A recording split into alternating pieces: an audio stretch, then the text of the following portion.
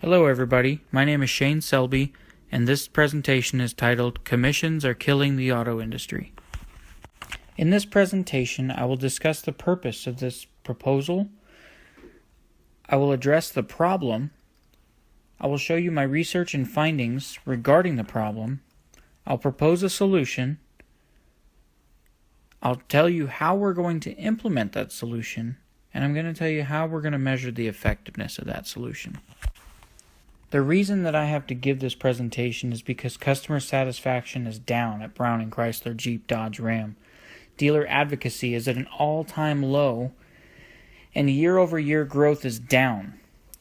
The dealers around us are experiencing 20% per year growth, and we are down in the 15% range. Change must happen. The natural question in a situation like this is, what is the problem? Well, we have to look at a car sale as an equation. The end result, obviously, is the sale itself. So what goes into that sale? Well, first you get the interaction between the customer and the sales consultant.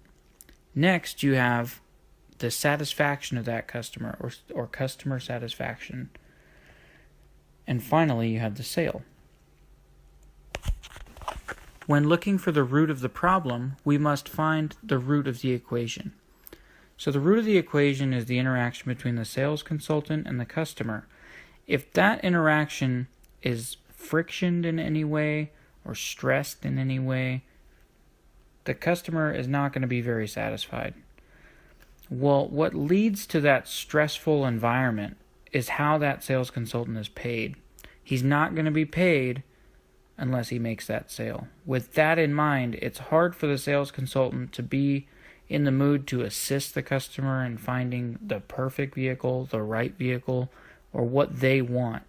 Instead, he just wants to sell a car.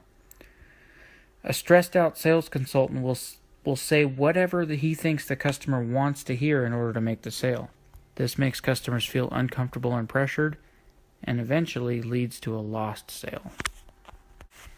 In this slide, you can see a couple of graphs. The first graph is the number of cars sold at Browning Chrysler Jeep Dodge Ram from October of 2015 to October of 2016.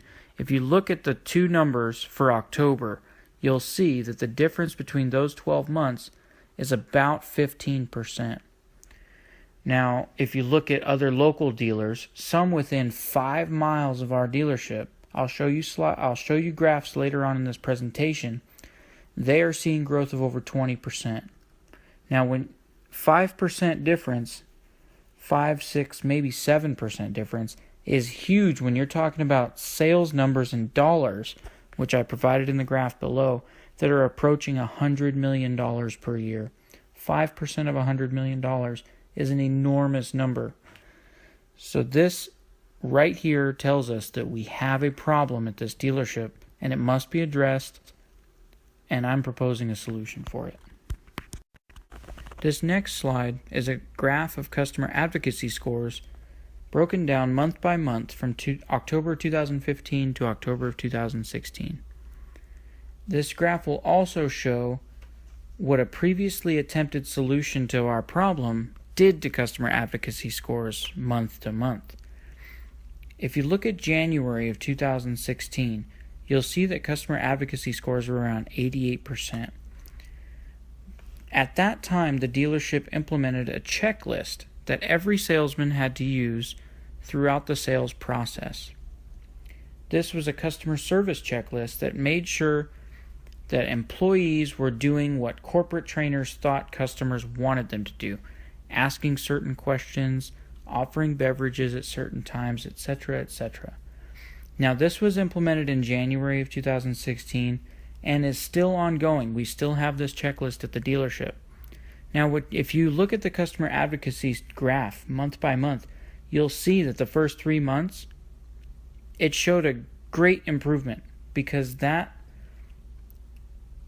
checklist was monitored and enforced consistently, and customers were genuinely happy.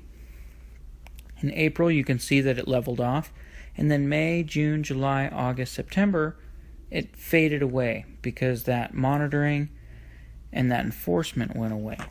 Now in the next slide, I'll show you how that graph affected sales. Sales were not really affected in the first 4 months by that advocacy survey, and I believe that is the root, and that is the reason why it is not enforced and monitored today, because it produced no viable results in dollars for the dealership. It was not cost effective. I'm going to propose a solution that is cost effective.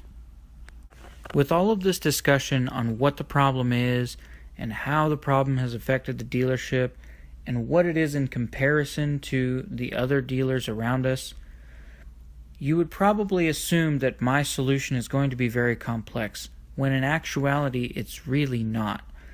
My proposed solution is to pay sales consultants for their interaction that they have with each customer and for the volume that they sell.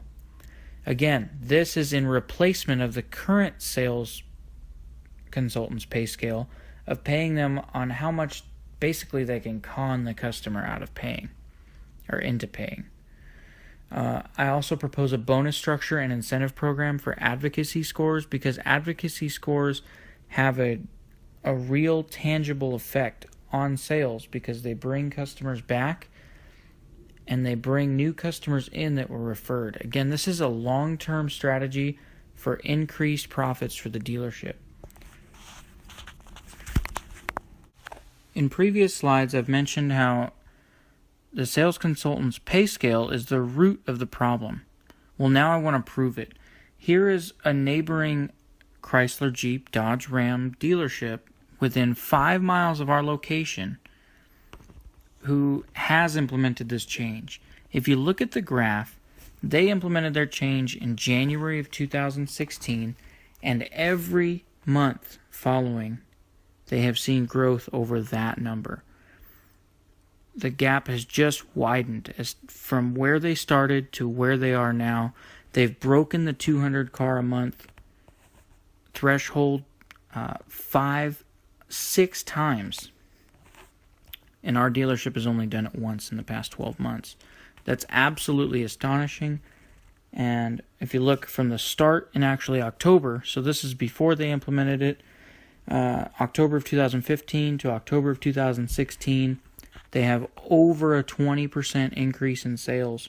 That's number of cars sold and number of dollars made. Absolutely astonishing, and I think it's solid evidence as to why our dealership needs to do the same. Again, comparing those numbers to the numbers at Browning Chrysler Jeep Dodge Ram, the results are they're mind-blowing. I believe it's a necessary change, and we need to make it happen. So the next question you're going to ask is, how do we implement it? Well, it's very simple.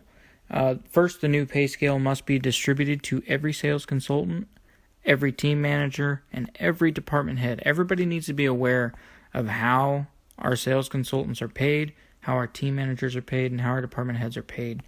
It's very important because it sets our priorities, and we know what we're doing and we know why we're doing it. Second, training must be introduced to payroll and office staff so that we're all paid correctly and so that we're all on the same page. Next, marketing of this change. Marketing is absolutely necessary because customers need to know right from the get-go that their interaction with our sales consultants is not going to be pressured. They need to know that our sales consultants are here for one reason and one reason only, to assist them through the process of them buying the car. We're not going to buy the car for them. We're not even going to try to sell it. We're just going to help them to select the one that they want, and we're going to give them assistance in purchasing it. That's our goal, and that's ultimately what's going to raise our sales numbers. Finally, training must be conducted with all sales consultants, team managers, and department heads on customer satisfaction and relationship building. Our priorities can be straight, but our methods have to be true. We have to know what we're doing, and we have to be able to help them in the best way that we know how. Currently, we have sales consultants, because they're being paid on commission, they know nothing about the car or the product. They just know how to con a customer. That needs to change, so we must train our sales consultants on the product, make sure that they are the best and absolutely top performers when it comes to assisting customers and giving them what they want. When you give them what they want, they have no reason to say no. After we implement the solution, we need to measure its effectiveness.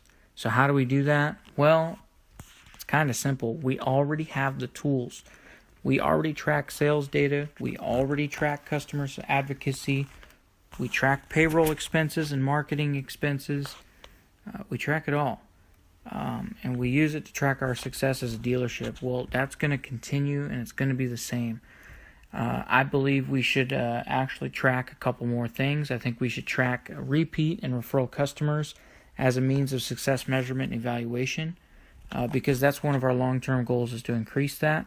And I believe it's going to be done with this solution. In conclusion, we've discussed the purpose of the presentation. I've gone into what the problem is, my research.